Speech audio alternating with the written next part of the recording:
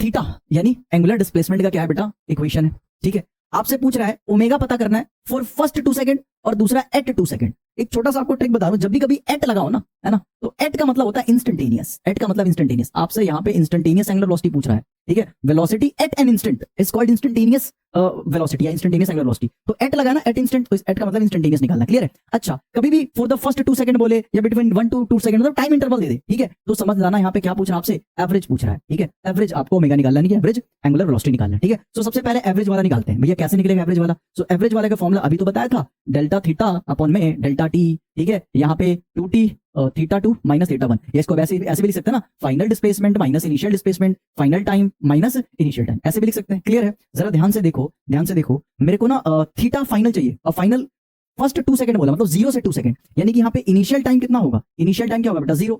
और final time कितना हो गया? 2 सेकंड हो गया। इनिशियल टाइम 0, फाइनल टाइम कितना हो गया? 2 सेकंड। चल इसको आई और एफ से लिख दे रहा हूँ, आप कंफ्यूज ना हो ताकि। ठीक है, बाकी मैंने बता दिया था 2 वाला फाइनल ही होता है। ठीक है, अब मेरे को इनिशियल टाइम पे इनिशियल थीटा मिल जाएगा, यानी कि इनिशियल एंगुलर डिस्प्लेसमेंट मिल जाएगा। सो यहाँ पे अगर मेरे को इनिशियल थीटा चाहिए तो जहां जहां टी है वहां 0 पुट कर दूंगा, कट कर दो भाई, यहाँ पे 0 का स्क्वायर, यहाँ पे 0 + 1। सो थीटा इनिशियल कितना आ गया? 1 रेडियन आ गया। ऐसे ही मेरे को थीटा फाइनल कैसे मिल जाएगा? फाइनल टाइम की वैल्यू पुट कर दूंगा यहाँ पे। तो इस थीटा की इक्वेशन में जहां जहां टी है वहां 2 पुट कर दो। सो 2 का स्क्वायर 2 + 1 कितना हो गया? 4 + 2 + 1 कितना हो गया? 7 रेडियन, है ना, 7 रेडियन। सो भाई यहाँ पे फाइनल डिस्प्लेसमेंट मिल गया, initial displacement, final time, initial time, just value को प्लग करो और आंसर पालो भाई। ठीक है, सो पुट करो, फाइनल डिस्प्लेसमेंट कितना है बेटा? 7, इनिशियल 1, फाइनल टाइम कितना है? 2, इनिशियल टाइम 0। बोल रहा फर्स्ट 2 सेकंड, तो 0 से 2, फर्स्ट 5 सेकंड 0 से 5, है ना, 0 से स्टार्ट होता है ना चीजें। तो यहाँ पे कितना आ गया? ऊपर 6/2 डिवाइड कर दिया, आंसर आ गया 3 रेडियन पर सेकंड। यूनिट जरूर लिख लेना भाई। सो जो एवरेज ओमेगा आया है वो आया है 3 रेडियन पर सेकंड। क्लियर है? चलो, सो पहला पार्ट तो हमने सॉल्व कर लिया। अब सेकंड पार्ट सॉल्व करने जा रहे हैं। सेकंड पार्ट में क्या पूछ रहा है? इंस्टेंटेनियस एंगुलर वेलोसिटी पूछ रहा है।